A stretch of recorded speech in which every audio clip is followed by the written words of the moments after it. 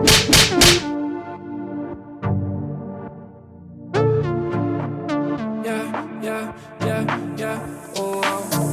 not gonna spend my money today. I've been working day and night and I'm in need of a break.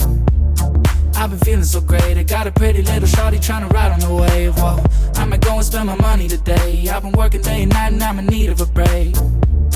I've been feeling so back to the Blood, Sweat, and Tears podcast. I'm your host, Jared Wilson. So excited to be back here. I got a special guest today. He's a 7-fight UFC veteran, 4 times performance the night before. Last weekend included, of course, if you saw that nasty ass side that everyone else saw. Obviously, one of the most viral knockouts ever in UFC history, if not the most viral knockout.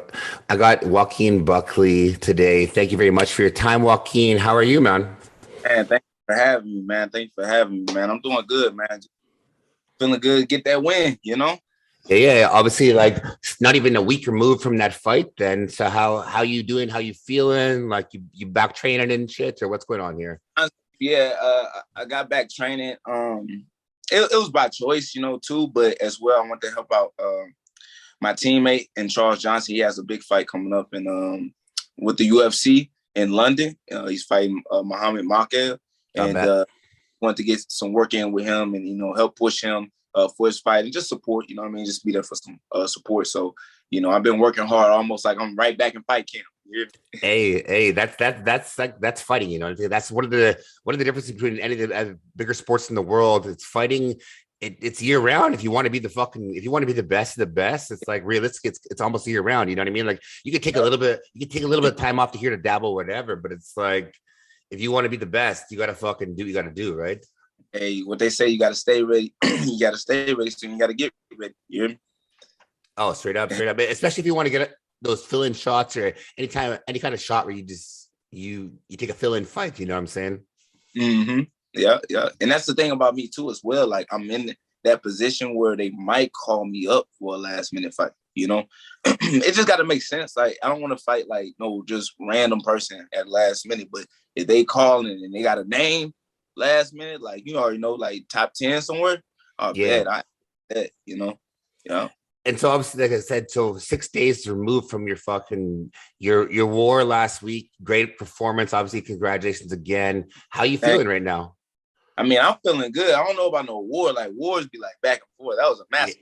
Yeah. But it's like, I think it's like, as a fan wise, like when you see someone's face look like that, it seems like it'd be a war in a sense, you know, and like that's one sided ass with me for sure. But I feel good. I feel good mentally. I feel good physically everywhere. You know, that this camp that I had was probably one of the most treacherous camps that I had in training, just because I knew how big of an opportunity that I was getting fighting. Even though he was fighting me, and I've been fighting with the UFC longer, and he only had a fight, he still had like a big platform behind him and where he came from. For sure. Because he's a champion where he came from, you know. And then he was on a 10-fight winning streak, and like he just had a lot of hype behind him, you know. So I realized the opponent that I had. And I really, you know, put the work in for him as if he was a world champion. So, you know, but at the end of the day, I went out there and I showcased that I was the better fighter that night.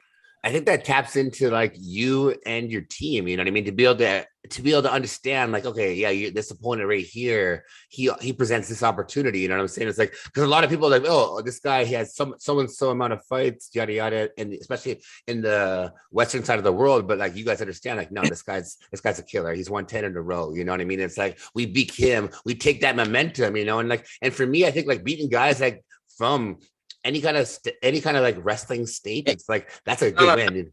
Not just wrestling, from wrestling. They're killers. You know what I'm saying? Like, I remember when I was telling people who I was fighting, and like not even just the name, because like they didn't know who he was, but they heard that last name, Durayev, whatever, and they like, oh bro, you gotta rush it. Like they already they know who he is, but they just know he's Russian. They like, oh man, like you got a fight on your hands. I was like, we'll see, you know. You know, they just got a lot of hype behind them right now, you know, as a group. And I ain't mad at them, you know, because Habib is the one who started it off on, you know. But you know, it's only been one Habib, unfortunately. So and it's funny though. So like, just like you said that though, like, but like, just so obviously you said you went to that camp, you prepped in the sense of knowing who this guy was, but for the fact that it was a Russian, did that hype you up more though? Yeah, obviously. Not that because he was Russian, but just that mentality that a lot of people got about them. Yeah. I don't care. Everyone thinks they're killers. Another man step across the cage for me, like I'm trying to come on top regardless. So, you know what I mean? But not because he was Russian that gave me any hype, but it's just how people perceive these guys that come from that area, Bet. So obviously you had a dominant performance. What's your thoughts in that fight now? And what goes on from here? Who you want next? Oh, I mean, that's in the past now. You know what I mean? Just like I like that. I like that mindset. That's a good mindset. Yeah, it's definitely in the past. It was cool when it happened. You know what I mean? I was hyped. I was ecstatic. You know what I mean? We got the fight performance bonus. You know what I mean? It was a blessing. But now it's like, what's next? What's next? So that's where my head is at right now. That's exactly it. So like Tapology, not a real ranking site, has you top 25 in the world now. But like obviously you want one of those top 15 fights in the UFC. Like, are you looking at any opponent there that doesn't have an opponent? Or are you looking at some fights coming up? Maybe I engaged some names with my manager, and he has talked to the UFC, but the names I've been given, they either booked or they injured. You know what I'm saying? So I'm not mad at it, but right now the UFC is doing a good job of matching me up. So, I'm gonna just keep doing their job, and keep getting this this good money. And I think like just for the fact like we'll tap into that too. Like being one of the most viral knockout winners ever against Impa. And I like Impa. Impa's a good guy. I've had a good podcast with him before, but for yourself, obviously having one of the most viral knockouts ever against Impa. And then since then, that's not even the fact that since then still performing at a exciting basis for fans, So I think obviously the UFC will back you, that's all it takes in the census world. Obviously you have to have skill, but you have to have people want to watch you. And I think people want to watch you, if that makes sense, Yeah. I really do feel the presence when I'm around UFC fans. And I believe the first time I realized like I was something special to the fans is when I went to Jacksonville. Now I wasn't fighting, you know what I mean? I just went down there to go see a special guy in Darren Till, but all the people that was down there to watch the event, how they gravitated towards me when I was just outside, and like I said, I'm being a fan because that was my first UFC event.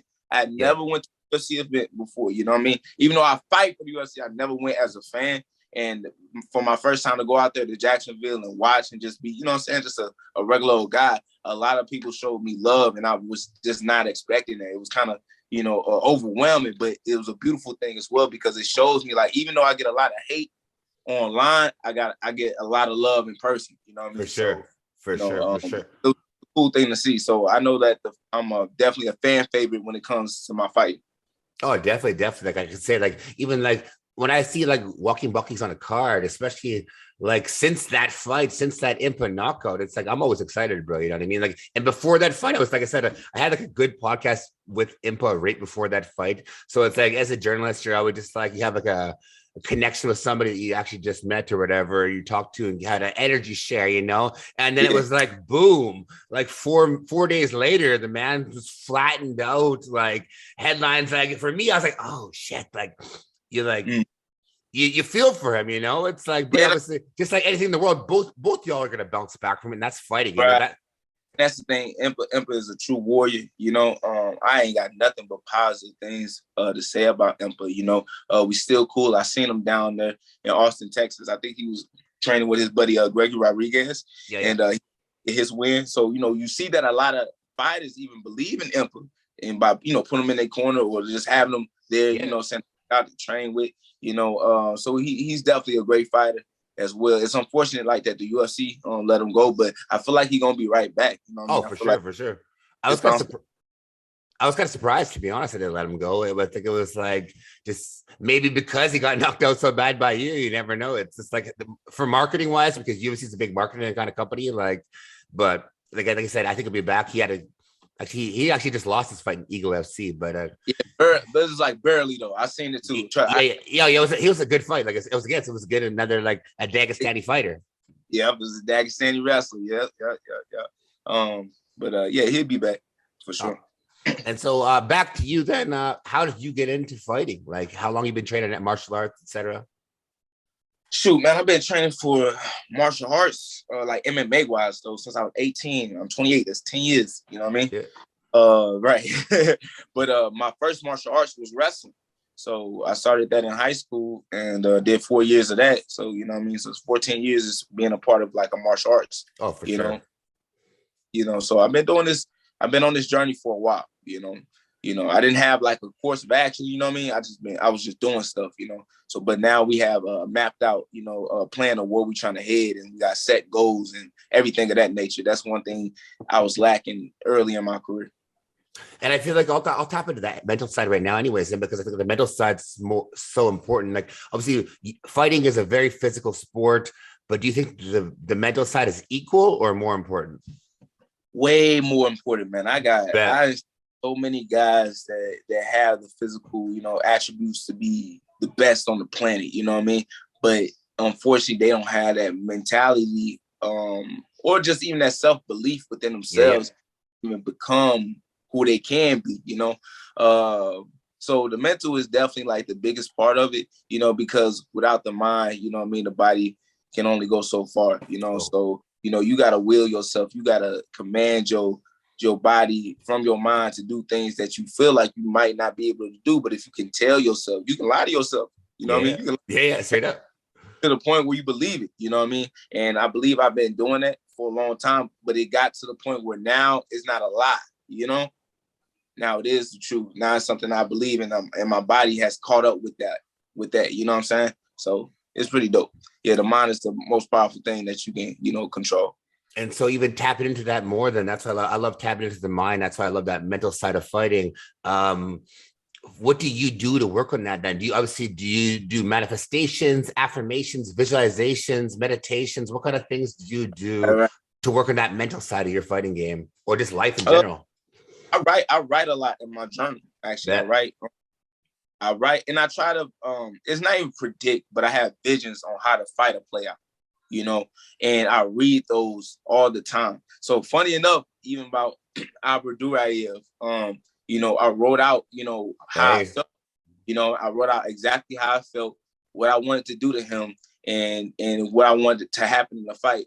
And literally, like, if I read it to you, like, matter of fact, man, I got my journal right here, bro. You know what I'm saying? Hey. I can read, bro. This is, I don't even do this, bro. I ain't gonna lie to you, bro. Like, I remember one dude was like, man, can you read us? I'm like, nah, because, like, you be sensitive about your stuff. You know what I mean? Yeah. Hey, but hey. Let me see.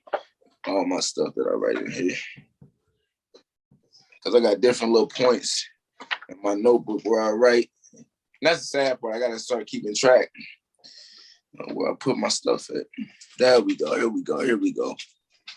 So I even wrote about a bus, the person I was supposed to fight before a bus Magomedov. That fight came to fruition. But I wrote, this is personal. Albert Durayev is someone who I trained with multiple times at Extreme Couture. I asked to take pictures. He asked to take pictures and pretend to be cool. Now acts like he wants to fight, which is not cool with me.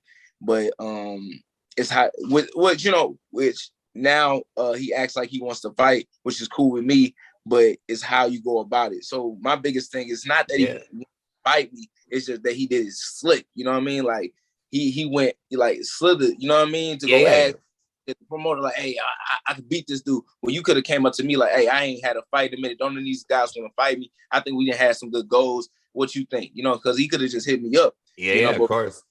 But regardless, though, and so I was like, taking a fight with someone you just trained with in this sport is some low down shady stuff. The confidence he has is false confidence, and I will punish him from the start to finish, not just by striking, but by grappling and riding him out in every round. I will make him regret taking this fight with me, and I will destroy any ounce of belief that he might have. And he quit that night. Hey, way before. Yeah. So it's like stuff kind of crazy, like, and that's not the only time that happened. I also did that with Emperor, but like it wasn't like to the point where it was like I know I'm gonna do a spinning back kick. I told myself I was gonna change my life that night. Hey, fucking right to change your life that night. Fucking right. Exactly, and I did that that night. But I ain't gonna lie though, this stuff dangerous too. Oh, straight up, bro. The mind is everything, bro. That's what I love. That's what I love knowing. You know what I mean? So, because I also wrote about Alessio Di Chirico, you know what I mean? And I just wrote, you know, I'm not saying I was writing arrogantly, but I was writing like how the fight was going to play out. I was like, when I knock out Alessio, you know, I'm going to get on my knees and I'm going to pray and I'm going to, you know what I'm saying? I won't boast that knockout, you know what I mean? But guess what happened? I got knocked out. You got humbled. Yeah, I got humbled, but hold on. But guess what? He did that. Yeah. He did that, you know? I was like, bro, this. That's insane too, because it was like, even though it wasn't the way you 100% envisioned that, it was like it still happened, just in a different energy. The universe is like, yeah, bro. Yeah. So the power of the pen, man, I love it. That's one way that I feel like I get myself mentally prepared. I love that, you know, because that's why the podcast is called Blood, Sweat, and Tears, because every fighter, every athlete, every human, we all got a story. You know what I'm saying? And people tend to put athletes on a pedestal. They kind of like, but y'all humans, you know, y'all bleed, y'all sweat, y'all cry, y'all train, y'all visualize, y'all manifest. It's the exact same thing, but yeah, exactly, you know. So can you see me? Yeah, I can't see you, but I can hear you. I can see you, man. Man, somebody was calling me up, man. We was going on the road too. We was on the road. I know. Shit, it was good. It's good, but we back. You know. Where were we actually tapping into again? Fuck, I lost my train of thought there. Just the mentality. You know what I'm saying? Mentality of fighters and emotion. Okay. I'll roll off that, and I'll obviously be clipped out, but And so, anyways, so obviously, I think that's the most important thing for me. That's why I love tapping into that side for my podcast. I love tapping into that mental side of fighting. I like to see I don't want to judge anyone to say, but like, I want to see who is those real ones, who's actually tapped into the mind, because the mind, just like you said earlier in this podcast, it's the most powerful thing in the world, you know? So for me, as a journalist, as a fan, as a gambler, I like to know who's tapping into that side. So it's like, it's beautiful to see that you tap into it. And even subconsciously, like, you do affirmations and manifestations without even directly practicing it per se, you know what I'm saying? Because everything you just said with your journal and writing it down, and even in the understanding of it all, that's just that, you know, that's affirmations, that's manifestations, that's mindful, that's mindfulness, you know? So yeah. So how long have you been mindful per se then? Because like, it doesn't happen overnight. Like, I know for myself personally, I didn't just wake up one day like I'm mindful now, you know, like I care about everything. It took time, it took energy for yourself personally. When did you get there? Actually, I mean, it started young, man. Started when I was in high school. I used to write down a lot of things. I used to write about being, you know, an MMA fighter one day, and you know. So it's just one thing, because, you know, I was the only child, you know what I mean?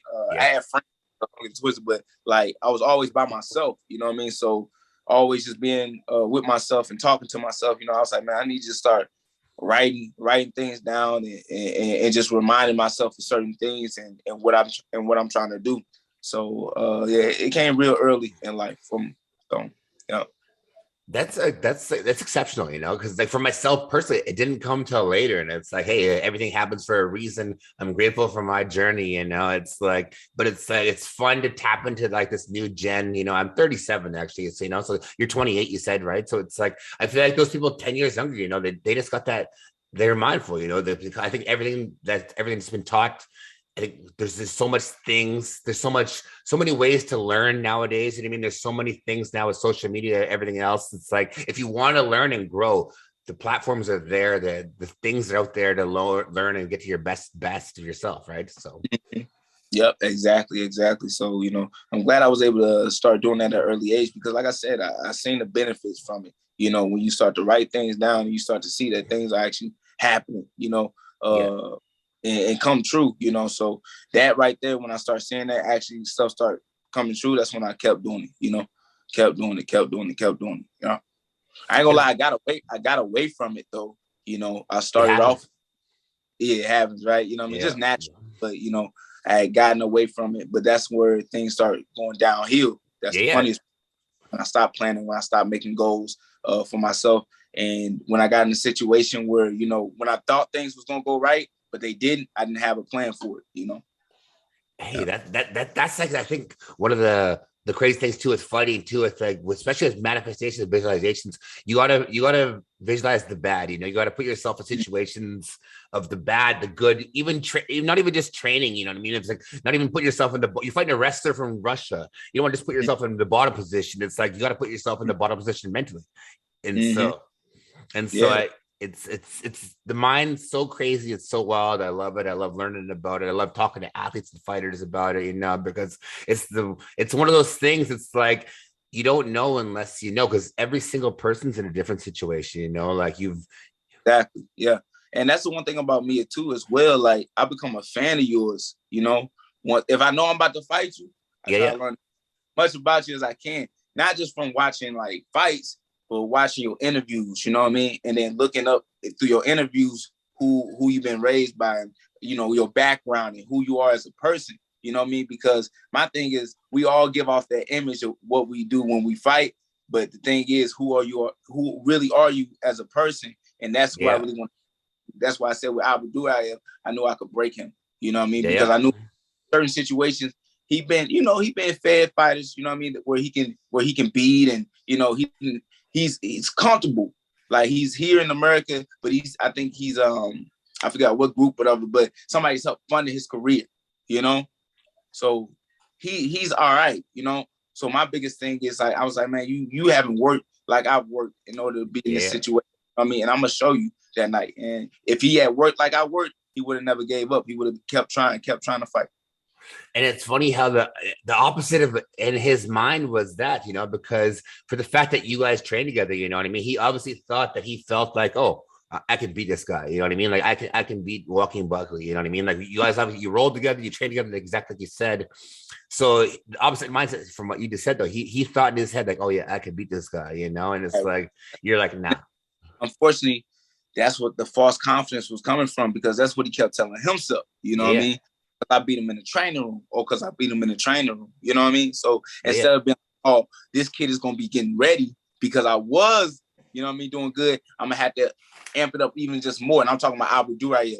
Like his mindset should have been like, oh, this kid is gonna try to come in more prepared this time because what I was doing to him in the training room. But instead, though, Albert Duraya was just taking that training situation in those scenarios, and he felt like that he could just, just coast. He could just fight, and he paid for it. And you obviously said you trained him at Extreme Tour. What's your time like been for yourself personally training at XC?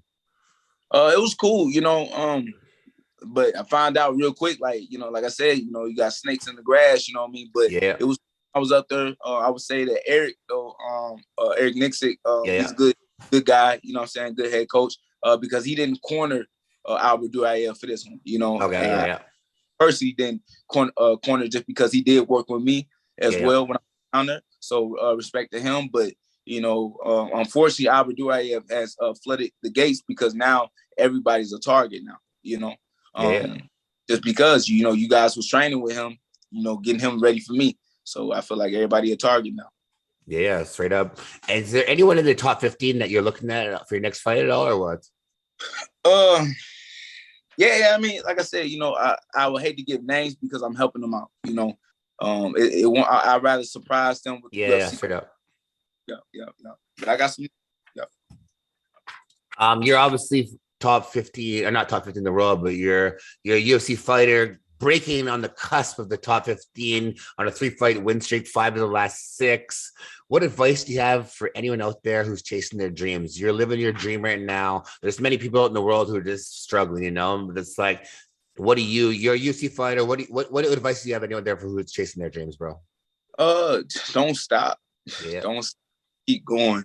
And no matter how hard things get, you got to continue to realize that, tomorrow, like, it's just gonna get better, So for using myself as an example, I stopped chasing the dream, but I kept working towards my goals, you know what I mean? So, and I know it doesn't make sense, right? Because I wanted to become a UFC fighter, but my biggest thing was just becoming a martial artist, you know what I mean? And remaining a martial artist and making sure that every day I got better at my craft. And funny enough, the UFC ended up calling me was not concerned about getting those big calls from whatever corporation. I was just becoming the best version of myself.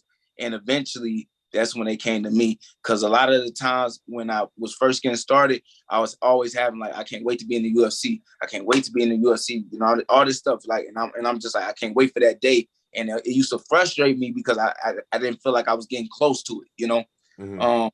So when I just start thinking about myself and putting myself in alignment of where I want to be in my life and taking the UFC out of my thought, it's like it happened overnight. That's what it felt like. It happened overnight because I got that mindset out of my head about trying to get signed to the UFC when I was just getting better over time and letting my fights and my career speak for itself, you know? And so off of that, then once you get to the UFC, then do you feel like your goals, you kind of like have goals that you break up or break down in a sense? Like you said, your goal is to get to the UFC, and then it's your goal to be ranked in the UFC, then your goal is to become a champion. Do you break it down like that? So like I said, I just got back to like goal setting of that nature, right? Like right now, goal set on how we're going to get to the belt, you know? But like I said, the reason why I got away from that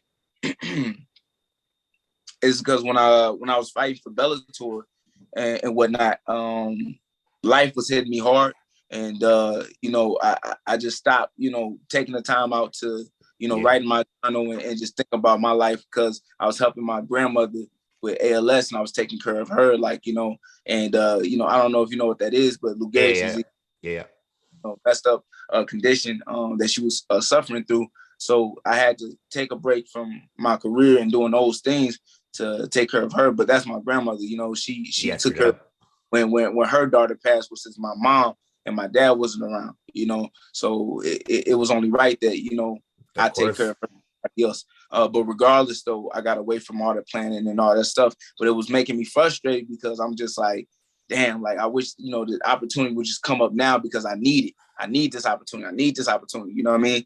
But when it never came, it would just frustrate the hell out of me. So it got to the point where I just gave up on trying to hunt the dream down and just focus on becoming a better me.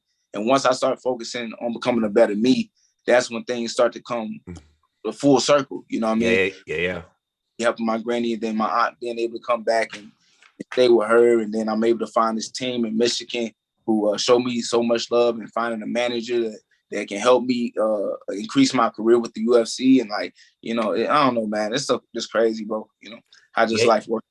Yeah, it's the universe it's fucking insane in a sense, bro. It's like it's truly, I truly believe it's like what you put out comes back to you. You know what I mean? It's like, you know, it won't come to you in 2 days necessarily, like you said, but it's like the fact that you took care of your granny, shout out to that too. That, like, I respect that. It's like, for me, it's like there's no better blessing than taking care of somebody else, somebody who took care of us. You know what I mean? Like I truly mean that. Somebody took care of us, take care of them, that's a blessing, you know? So it's like,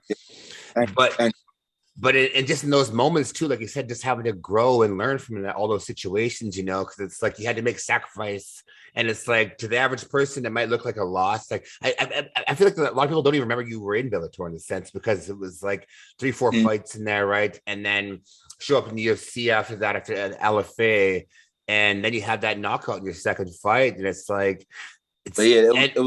it was a lot of heartache through that. But exactly, and that's the thing that I want to, like, I'd like to tap into, is exactly for that. It's like people need to understand there was a lot of heartache, you know. It's like and between even not even just 4 fights, 3 years, 4 years, whatever. It's like you sacrificed a lot. You put a lot of hard work in between balance and taking care of your grandma, training, bettering yourself, which I heard. That's the thing I fucking love. It's like the thing I heard, the probably think I love everything you said there was bettering yourself. You know, you just as long as you could better yourself, you're able to grow off all of that, you know. So it's like it's truly inspiring. It's very inspiring, man. I appreciate it, man. Thanks, bro.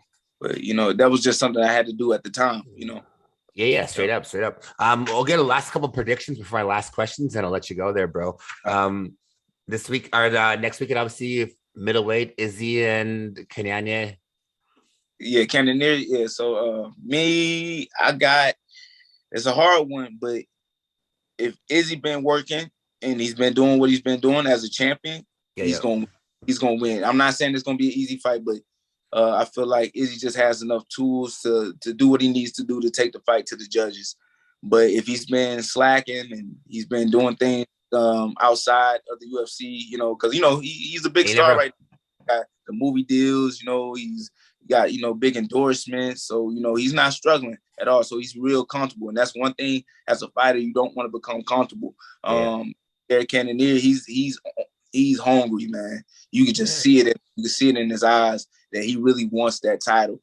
And if he allows Jared Cannonier to come in that fashion and he's not ready, we might have a new champion. So it all depends. It all depends on Izzy, to be honest with you.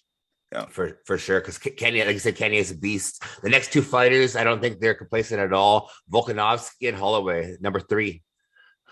Be honest with you, I'm going with Alexander Volkanovski, and I'm saying, I like Max Holloway. I like no disrespect when I say this, but I feel like with this third matchup, Alex is going to knock out Max Holloway. Hey, heard it here first. Real talk. I'm telling you right now. KO Holloway. Let's go. I heard it here. I like it. And I'm just saying, like, oh, okay. And you got to realize, like, Alex is not like shying away from this. Like, I won 2 times. Not at all. Why would I fight you again? Like, I won 2 times, but like, I feel like Alex, he's setting up to make sure this is over with. You know? And then would that cement him to you as the featherweight GOAT? Then, if Alex wins this fight, is he the featherweight GOAT? Yeah, I think he already been doing it, but yeah, yes, sir. And then last fight, random, another one for your division though. Alex Pereira, Sean Strickland. That's a difficult one too as well because Alex Pereira still we don't know. We just don't know what. Alex Pereira. Fights, you know, 2 fights that's set in the UFC. Hey, you know that world class kickboxing is always going to be a problem, but when you put somebody on their back, like you know what I mean, you can shut them down. But Sean Strickland, like he's so goofy. He gonna put the fight in the hardest position for himself to allow Alex Pereira to have a good time. So I don't know, man. That's a tough one. That's a toss up. So I really couldn't care less about that one. Yeah, bet. And then obviously my last question here before I let you go. After all the blood, sweat, and tears, what do you want to be remembered for? I just want to be remembered for. That's a good question, man. Damn, that's a good question. I just want to be remembered for you just not giving up, you know what I mean? And just always pursuing for what I wanted, you know, and going out there and actually getting it, you know? Yeah. So. And then that's a good question. I would say just everything you said, even the short answer you said right there, it's like the energy of just putting it out there already puts it into fruition, becoming a reality, you know. And so like that's why I love asking that question, because just whatever you say, you're already putting that energy out there for that to happen, you know. So it's like I have no doubts in that, no beliefs in that, you know, because you've, as a fan, as a journalist, I've always been a fan of you. So I appreciate your time today. If there's anything you want to say to any fans, friends, fight fans, coaches, you got the floor is yours, bro. Yeah, man. Well, thank you, man. Well, I don't have much to say, man, but just other than just for the people that support me, just keep supporting me. For the people that hate me, just keep hating me. You know what I mean? And I'm just planning on riding this ride out until the wheels fall off. And I just wanted to let you know, man, this was one of my favorite interviews that I've done today. Hey. Blood, sweat, and tears, baby. Let's go. Hey, appreciate that, man. I appreciate that a lot. Thank you so much, Joaquin. And yeah, I'll be in touch with you. I know I have big aspirations for myself. Sorry, just like you know, it's like I want to go to the top of this industry, just like you want to be the champion one day. So, we're gonna talk many times. Let's go. Hey, shout out Sucker Punch and Brian too. Let's go. Let's go. The link this up. All right, man. Have a good day, dog. Take care, man.